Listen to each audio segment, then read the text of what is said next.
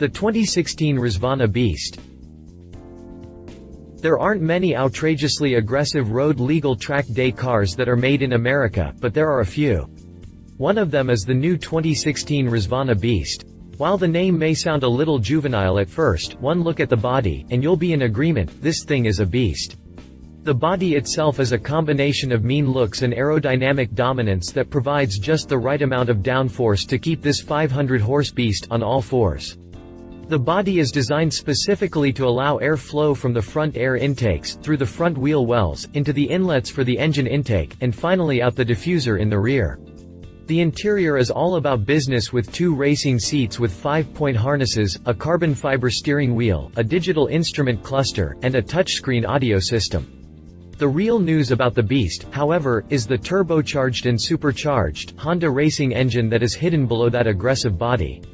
At first, you might want to shake your head at an American-built monster with Honda power behind it, but don't be so quick to dismiss it. This beast can hit 60 miles per hour in 2.7 seconds on the way to a respectable top speed of 165 miles per hour. Of course, you could be thinking, big deal, there are plenty of cars that can hit those kind of performance numbers. And, you wouldn't necessarily be wrong, but how many of them are made in America and are road legal here in the US? With that said, this is one interesting car, so check out our full review of it below. Continue reading to learn more about the Rezvani Beast. Exterior.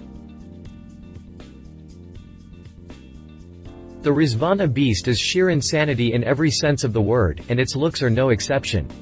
Rezvani designers clearly spent countless hours shaping the body to deliver outstanding aerodynamic efficiency and just the right amount of downforce. The front end features a chin that has angles that would make the 2015 Lamborghini Aventador Superveloce blush, and its 3D printed headlights are nicely tucked away under the sloped nose. The hood features sharp angles and large air outlets that allows high-pressure air to flow from under the hood to reduce lift. Like any proper track car, the windshield is optional. The Rezvani Beast is sheer insanity in every sense of the word, and its looks are no exception. From the side profile, there is even more form-following function, as just aft of the front wheels are massive air outlets that dump air from the wheel wells into a cutout in the doors. This cutout then guides the air back into the air intakes just ahead of the rear wheels, which help deliver the oxygen part of the Rezvani's diet. Out back, the awesomeness continues with even more hard angles and a set of air outlets to pull turbulent air from the wheel wells. A rear diffuser also chimes in to help stabilize air as it slips out from under the Beast. Oh, and if you're wondering where the exhaust pipes are, they are roughly where the trunk lid would be on most cars, a la the 2014 Porsche 918 Spyder. It's clear that whoever designed the Beast was looking to strike fear in young children and make gearheads, like myself, stand in a puddle of our own drool. Exterior dimensions. Interior. The Rezvani's cabin is not nearly as exciting as its stunning, and somewhat intimidating, body, but it still deserves mention. The 2 big features of the cabin are its flat-bottom carbon fiber steering wheel, which weighs just 10.6 ounces, and its segment-exclusive Apple CarPlay. I find it odd for a permanently open top track rig to have a high-end infotainment system like CarPlay. I can only assume that Rezvani engineered something to prevent water damage. Other than those bits, the interior of the Beast looks to be about on par with other track-focused cars. It has a couple of seats that look less than suitable for a cross-country trek, and little else. Drivetrain. Behind the seats is where the Rezvani hides the really good stuff. I am talking about its Honda Racing-sourced 2.4-liter DOHC Rotrex powerplant.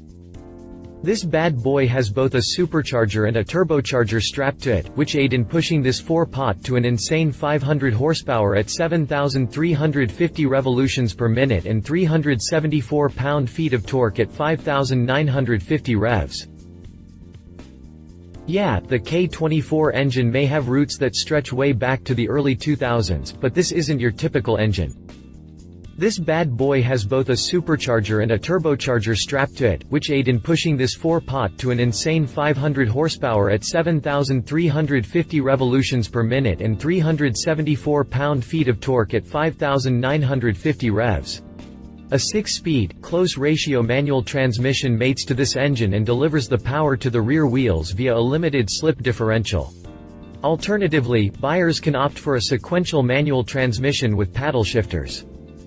This high-strung 4-cylinder combined with the Beast's super low curb weight add up to a face-smashing 2.7-second sprint to 60 miles per hour and a top speed of 165 miles per hour. Keeping this power reined in is a set of 4-piston competition calipers from Alcon fitted with racing pads, forged aluminum front and rear suspension with anti-roll bars, and a set of Bilstein 10-way adjustable dampers. Keeping the Rezvani adhered to the road or Toyo R888 tires, size 295/30ths R19 on the rear and 235/35ths R19 up front. Drivetrain specifications. Prices. As is always the case with cars like this, if you have to ask the price, it is likely too much. This model starts out at a whopping $165,000, putting it just below most supercars, but still pretty damn expensive for a track toy.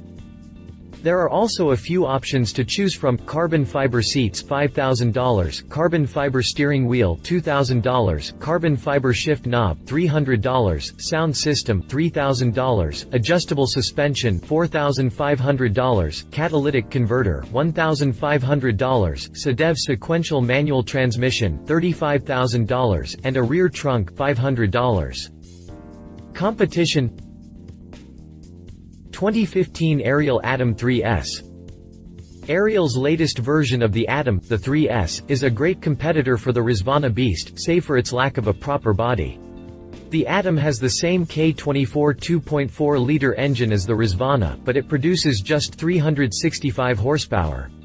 Despite its power deficiency, the Atom 3S is nearly as quick as the Beast, as it will hit 60 miles per hour in just 2.8 seconds. The Atom 3S is also significantly cheaper than the Beast at $89,975. Read our full review here. Caterham 7 620R. The Caterham 7 is an icon in the lightweight track toy segment, and the 620R is truly an awesome piece of machinery.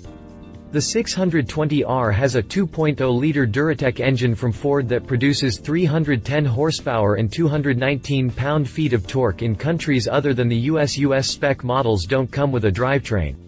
While this may seem very low relative to the Beast, the 620R can still keep up in a sprint, as it can hit 60 miles per hour in just 2.79 seconds. On the surface, the Caterham looks super cheap at just $72,900, but once you add in the cost of buying a drivetrain, you may have second thoughts. Read our full review here. Conclusion. While the name may not be the most creative ever, the Beast itself is nothing short of awesome on paper. With 500 horsepower, a low curb weight and an advanced suspension, the Beast will likely be a blast to whip around a track. Unfortunately, I haven't driven it yet, so I cannot comment on whether its on-paper specs translate into the awesome on-track performance I expect. Love it. 500 horsepower and only 1,650 pounds. 2.7 seconds as hypercar territory looks amazing. Leave it very expensive in proven manufacturer a little late to the track rig party. If you liked this video, please share your thoughts in the comments below and don't forget to hit the subscribe button.